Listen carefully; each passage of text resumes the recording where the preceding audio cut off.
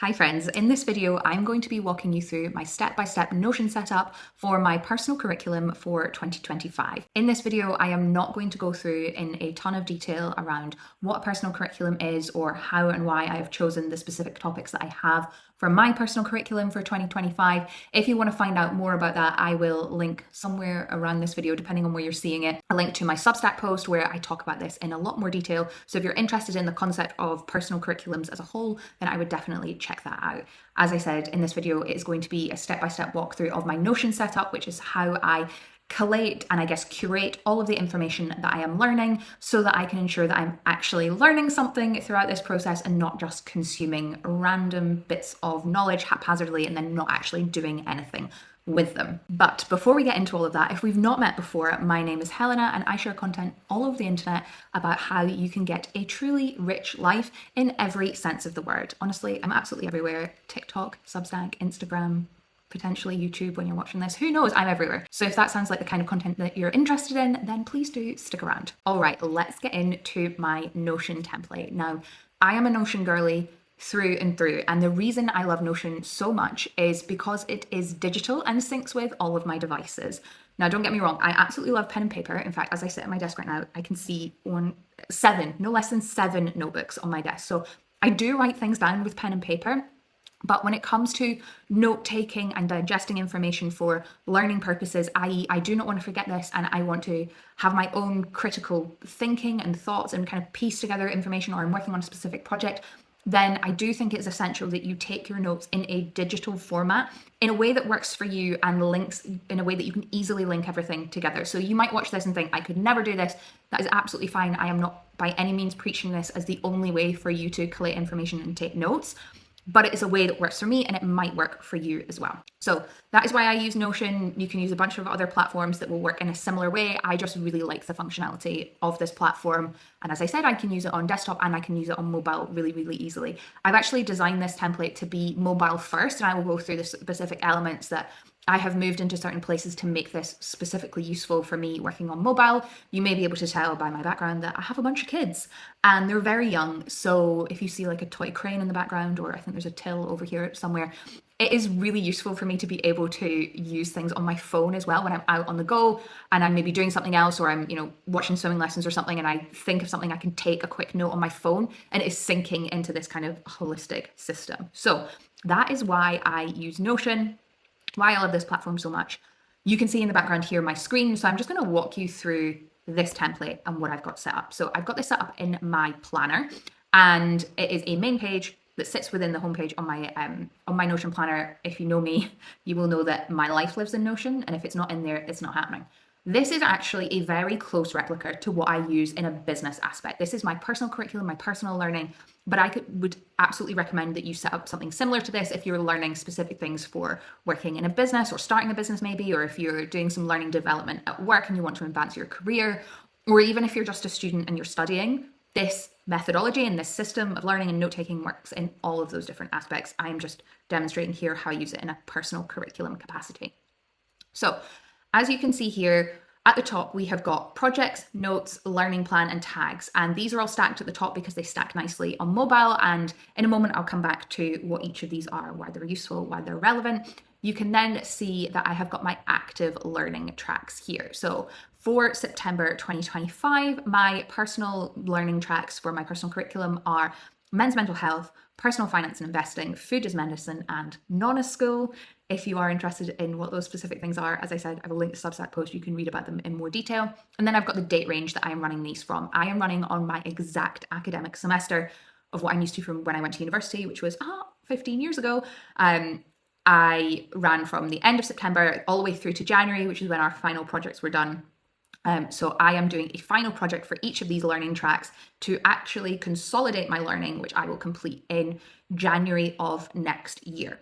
If I wanted to add in a new learning track, so if something came to mind, I thought, I'd really like to learn more about that subject, but it's not for right now because I think 4 plus a bunch of businesses plus 2 kids is all I can really handle right now, then I can just hit here, new page, and then click new learning track, which brings up a template of what inside of each of my learning tracks looks like. And I can type in here and I can change it. So one of the things I'm really interested in is the art of rest. I can set this to on hold, so I'm not working on this right now. It's not going to appear on that main dashboard in the background. I don't need to fill in the date range right now. It's maybe something I can come back to in January, but I can note down what this means to me and why I want to learn more. Really important. I'll come on to a bit more detail when I show you inside my learning tracks why that is specifically important. But for the art of rest, it might be mental well-being, learning how to switch off. And now I've captured that as something that I want to, maybe hold on to in the future. I can write down questions that I have. And if I come across any books or sources that I want as my core resource that I'm then going to dig into, I can link those in here as well. So that's how I can add something new that I want to come back to in the future. But then here I've got my active learning tracks. And let me show you what these look like. So let's click into men's mental health. And the idea with each of these learning tracks is I have got this centralized hub of all of the notes, all of the resources, everything that I am learning about this specific topic. So it's got an active status. Its date range is through to the end of January 2026. Now, this is personal. So you can, this is not something that is enforced. I can change this as much as I like. I could drop this subject completely if I was like, I'm not really interested in this anymore. Like, the thing with the personal curriculum is that it is supposed to be joyful and also useful and interested in some way. So if you're not interested in it anymore, you can drop it. But I have this set up until January 2026. As I said, I've got a final project, which is a research paper. I will show you all of my final projects in a moment, but really this is a final culmination of my learning. I think this is a really critical component of having a personal curriculum, is although you are doing this for your own personal interest and joy and research and development, I guess, I think it's really important that you're working towards something that you are then going to produce, because you are not then just reading random facts or just consuming content. You're actually thinking about this critically, where you're going to piece together the information in order to get a specific outcome. So for me, I'm going to write a research paper based on my learnings and findings around supporting men's mental health. That isn't, it's not a serious research paper. I'm not going to publish it anywhere. I mean, I might post it on my Substack, but it's not like a thing that I'm going to get graded on. I am purely writing that research paper for my own benefit of knowing that I have actually digested the information and I have learned something that I'm going to retain in my brain.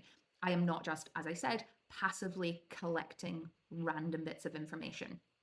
I have then set a date for when I want that to be due. I've got a schedule of when I'm going to be learning about men's mental health. Again, you can do as much or as little as this as you want. I've got a pretty full life, so I like to allocate specific time blocks to me learning about a specific subject. So men's mental health, I'm going to do my reading on a Monday. I've got a link to the books that I am reading with this subject, and then connected knowledge. And that will make more sense to you in a second when I show you how I capture knowledge and how I connect it all together to, I guess, form arguments or thesis or a hypothesis around something, again, so that I can actually learn this information instead of just collating a bunch of random facts. Then I've got this populated down here of what this means to me and why I want to learn more. So specifically on men's mental health, to deepen my understanding so that I can be an informed and supportive family member, friend, community voice. I've got a son, a husband, I've got 3 brothers-in-law. I've got many men in my life that I truly love, and the statistics on men's mental health are only getting worse. That's why this is a really important subject for me to understand and learn more about. And then I've got the questions that I have. And again, we've got that connected knowledge linked down here, which I will show you what this all means in a second. But if I wanted to just look at men's mental health connected knowledge, I can just toggle on to that filter and it will bring me up all of my notes and my connected knowledge on this specific topic. So that's where I'm collating everything for my learning tracks. Let's go back to the homepage. These are just duplicated out. So it's exactly the same inside each of my specific learning tracks. They look exactly the same for each of them. Then here I've got embedded a Spotify playlist. This is where I have collected a bunch of different podcasts that I want to listen to over the next few months, all associated with each of my learning tracks. I've got them embedded here so that I can just play this playlist, or I can select a podcast right from in my Notion window. I don't need to open Spotify. I can just have it playing on this screen. This is an absolutely nice to have feature. It is not critical at all. I just like to have it here so that I've got that reinforced learning of what I am looking at. Next up, we have got our quick links inbox. This is where I take notes when I'm on the go. So if I am reading something, or if I'm listening to a podcast, so these are actually notes that I took this morning on my morning dog walk. I was listening to a podcast. It was really interesting, and I just wanted to capture there and then the key point that I was like, I need to come back and write that down. So in my quick links inbox, I will write down a very quick, rough and ready note as to what it is I am trying to remember. And then I will come back to it later and properly capture that knowledge and process it. So I've got things here around training your mind, thwarted belonging, people looking for happiness externally rather than internally. These are all key points that came up in a podcast I was listening to this morning. And then what I will do is I will move these into my captured knowledge and properly collate them there. I'm going to show you what captured knowledge is in a second, but next on the list is my study schedule. My study schedule is just a template that I repeat every single week, and it just shows what day of the week I'm on and what it is that I am specifically learning about on that week. This is completely customizable to you. I find it works to have a study schedule. You might not, where I'm specifically trying to learn about certain things on certain days. All right, this is the part where the magic really happens. This is the knowledge vault. So there are two parts to having a knowledge vault. You've got your captured knowledge and your connected knowledge. And this is where you kind of quote unquote unrot your brain. This is where your real learning is going to happen. Because here we are capturing the knowledge, meaning we're listening to something, we're reading a book, we're taking a quick note of something, and we're actually processing that information into what it means for you and why it's specifically relevant.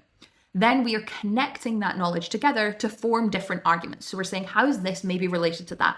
Does this play into this over here? So let's start with captured knowledge. So I've got all my different categories here. I've got books, articles, podcasts, anecdotes, studies and research, reports, videos, book notes, emails, social posts. And you can just add as many different categories to this as you want, but those are all the ones that I think are going to potentially be relevant. And then this isn't massively populated at the moment because I've only just started this year's kind of this next track of my personal curriculum, but you can see how this would get full pretty quickly. And in here, I am just capturing those different specific bits of knowledge. So let me have a look at this one here. So we've got a note here on success and validity. So in here, we've got what is the core idea. So I will write that as the title. So this is around financial success and validity. We've got the theme as money, psychology, mental health, and this just makes my notes really searchable. So I can search for things by theme or by specific tag. And it just means that I can collect information really, really easily. We've got the date that I captured it. We've got it stored in my knowledge vault so that I know that this is an audio clip that I was listening to. The learning track it's associated with is men's mental health. The primary source of the primary connection in my connected knowledge is men's role as financial providers. That's where it is supporting that point. I'll come on to why that's relevant in a moment. It's tagged as mental health. It's a podcast. And then I've got a link to the podcast here. Then when we scroll down, we've got what it is specifically I am trying to capture. So in this particular podcast that I was listening to, they were discussing the rise and fall and rise again of one of the original YouTubers, Jim Chapman. He was discussing around how he took an extended break from creating content, etc., etc. So in here, I will write down specifically what it is that I am trying to capture.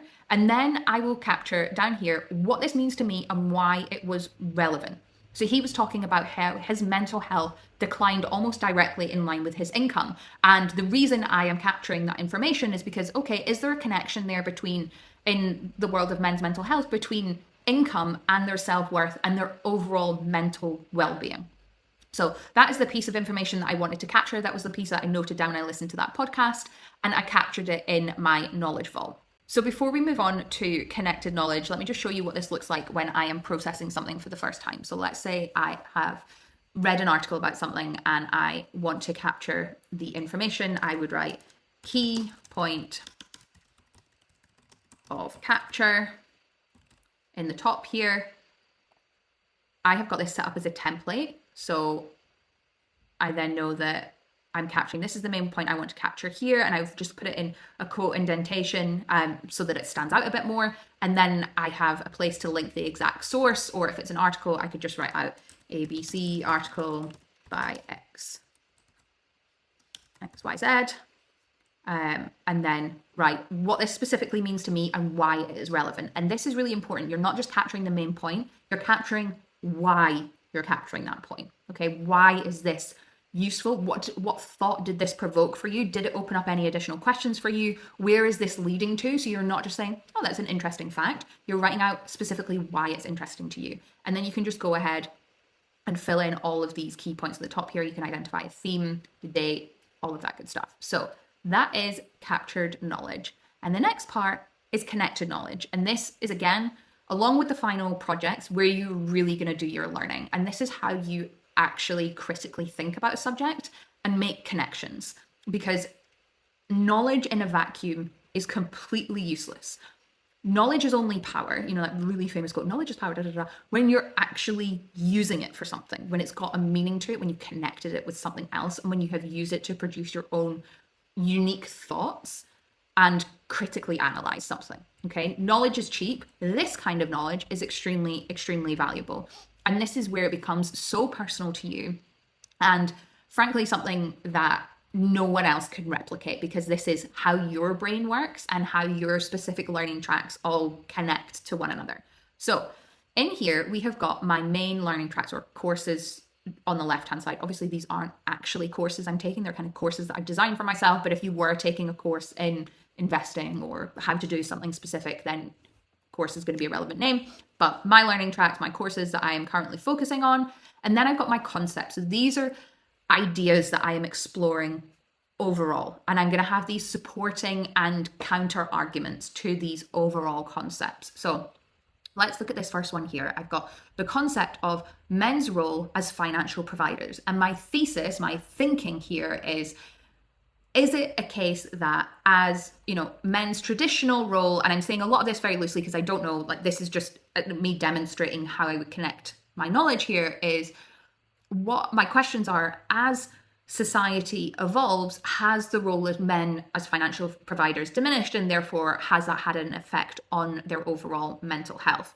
So my thesis that I am proving or disproving is that men's mental health and their happiness and well-being is related to their financial net worth and their ability to provide. That may be right or wrong, we don't know. And then I've got primary sources linked here. So these are references that I have taken from my captured knowledge that essentially are closely related to this point. So they're proving my point. I've then got the ability to add in counter arguments. So research that I might have read that shows that this is actually not the case at all. So how am I arguing against this overall hypothesis? And then I've got a space here for other supporting sources. So studies that I might have read. So for example, I've read one already that's married men earn 10 to 40% more than single men. Any stories that I can collate, anecdotes, etc., that might relate to this point around men's role as financial providers directly being linked to their self-worth and their overall happiness. And then I've got down here some of my notes that I have taken. So these are all very, very personal to me. And this is, again, as I said, the beauty of having, connected knowledge in this way, is these are all my kind of rough and ready thoughts as I am thinking about the subject. And you can see how questions lead into certain places. So as we reach gender parity in the workplace for pay, does this lead to men feeling emasculated for women earning more? Do they feel like they're not needed? Is there a need for men to be financial providers a projection? Is that an external marker? So are men consuming information from the society and external environments that says, that's not necessarily a trait that all men feel, but is something that they're being trained on based on what they're consuming? On all of these, you can see how I can go down different tracks around proving or disproving a hypothesis and a theory on something, and how I can connect different pieces of knowledge together. And where this becomes really rich is when you're connecting across your different subjects. So if I'm saying, for example, that a decline in men's mental health is due to a decline in them being the sole financial provider, how much does then something like the connectedness of family, so another concept that I'm thinking of, how much does that counteract those feelings? How much does having a rich set of relationships and connectedness of a family unit, I guess, counteract those feelings around a man not being a financial provider? Can you see where I'm going with this and how I'm building up this more rich web of knowledge where I'm making relations between separate things? Now, I think it's really important for me to note here that what I am doing is not scientific research, right? It is nothing that is going to be published. This is all for just my personal thoughts, and also just for my own learning and understanding and training that part of my brain in critical thinking. I am not by any means saying that this is actually scientific research. I am not doing studies here. I am reading them. I am connecting pieces of information. I have my own personal biases. I have my own sets of things that I am trying to prove or disprove based on my own personal circumstances. And it's really important to remember that, right? Because if you're using this way of connecting knowledge and you are doing anything that's kind of study led, where you are actually doing real research, that you're proving a thesis for here, we are going to argue a narrative, then I think it's really, really important that you actually do statistical research on that, and you're not using that, you're effectively looking at things through the lens of causation and correlation, and you're not getting those things confused based on your own personal bias. I just want to put that out there because I'm aware that I'm recording this video and putting it on the internet, and I am talking about research and coming up with hypotheses and those kind of things and connecting bits of knowledge together. This is all just for my own critical thinking and analysis, so that I can learn more about a subject, not so that I can go out and become a professor in men's mental health. So this is how I develop this rich web of knowledge where I can ensure that I'm actually learning something so that I can produce my final project. So let's go and have a look at what these here. So we're right back up at the top. And if I click into my projects, then these are the projects that I have kind of set myself for my learning tracks. And I can filter by all projects in progress, by learning track, and complete. So you can see that I am doing a mixture here for my personal curriculum for the next 3 to 4 months, research papers where I am collating all of this narrative, all of these things that I have been learning about, and creating my own argument and thesis, and writing a research paper. For non-school, I am doing a practical, so I am cooking every single week and I am documenting that as a process. For personal finance and investing, I'm looking at my personal investment plan. I've got a reflective essay on the psychology of money and my own experiences of money in my childhood and how that's potentially affected my relationship with money as an adult. And then I've got another one on the relationship between food and mental health, so in that food as medicine track. So 6 personal projects, all due in January. I think non-school actually is going to culminate at the end of December with a big Italian family meal right before Christmas. So that's a little bit earlier, but everything else I'm working towards the end of January. And again, the purpose of having these projects is so that I have an outcome to my learning and I have a purpose for my learning, and I'm not just randomly collecting information. If you do want to randomly collect information as part of your personal curriculum, that is completely fine. That there's nothing wrong with reading and learning and researching for the purpose of complete pleasure and never needing or wanting to recall that information again. But I think for me, setting a personal curriculum where I'm like, I actually want to retain this information and be able to use it in the future, to really know that I have understood it, I need to do some kind of final project. Like, I need to collate the information in a way that I know my brain is going to retain it, and not just be like, oh, I read this book on men's mental health a few years ago, and then be raising a son and being like, I don't know what to do about men's mental health. Okay, I don't understand this. I want to make sure that I read it, I process it, and I actually learn it and I retain it. And having a project at the end is how I plan to do that. So just to round things out, I'm going to go back to these top 4 parts of my personal curriculum dashboard. I've got my notes here. So my notes are perhaps when I am watching a video, or I am reading a book, or I am doing practical things. So my first note that I've got here is how to make sourdough starter. And this is obviously based on my actual experiences of what I've done. So I'm reading a book at the moment called The Sourdough School. I'm making my own sourdough starter. I know I'm like 5 years late after lockdown, but I'm trying to make sourdough as part of non-school. And I've got my notes here on what it is that I have done and how they're working. And this is really just so that I can come back to them as a reference point. And you can see that it's in my connected, captured knowledge. It's related to this book, The Sourdough School.